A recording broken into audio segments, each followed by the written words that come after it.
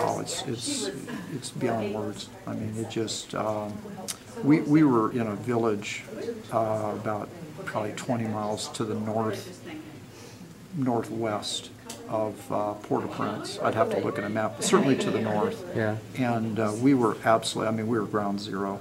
Absolutely. I mean, we were. I mean, that quake was centered 20 miles northwest of Port-au-Prince, and so we had to be like right at the epicenter of that thing. It absolutely destroyed. It just leveled the village. I mean, there was rubble. The quake hit at about, don't quote me exactly on this, but it was pretty close to about 4 o'clock in the afternoon. And I was, where we were staying was in a compound, but it had been built a number of years ago by teams from this church. And when our guys do something, they do it. And so this thing was built with like super thick concrete and rebar and the whole 19 yards. Sure. And I was upstairs in the compound, and I just can't describe to you what it sounds like to have an earthquake of that magnitude hit. It just, I was almost tossed out, almost tossed to my feet, from my feet down. Yeah. And just the whole thing just was swaying. And I guess the good news was the quake itself, the initial quake, it was probably 2 minutes in length. Yeah. I mean, it couldn't have been much more than that. And then there were several real big major aftershocks. Really? Yeah.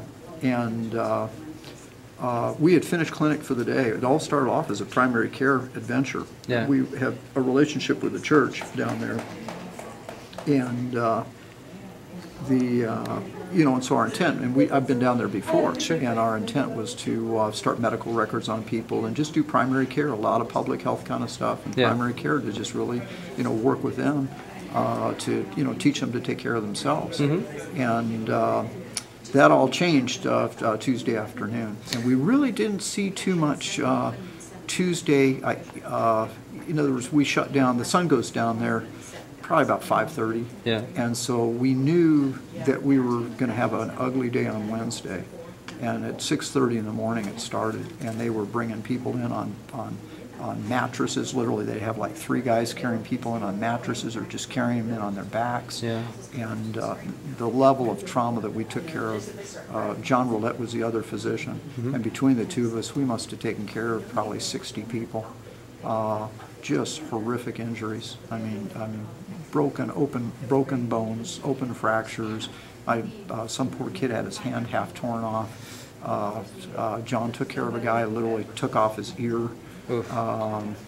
I would say the hand case was really ugly.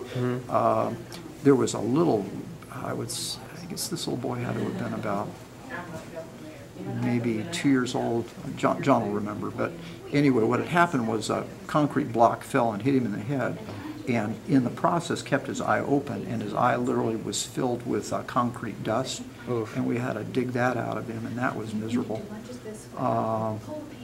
But just horrific trauma. I mean, huge lacerations. I mean, we started at 6:30, and we worked until probably about 6 that evening, just constant. And all of our, John and I that's what we do for a living. Yeah. But none of the people that were with us were used to dealing with that, and they're just they're the heroes, man. They just stood up, and my wife faints at the sight of blood, just like that reporter. Yeah.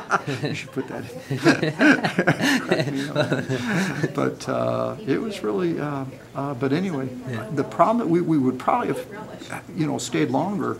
We literally ran out of stuff. I had no more casting material, no more, some of the antibiotics that we needed, we were out of.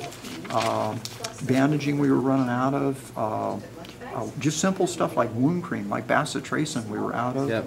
I mean, it just, and so, I guess it was real, it's truly, it was the hand of God that we were there, and, it's probably one of the most intense experiences I've ever had as an emergency physician. Yeah.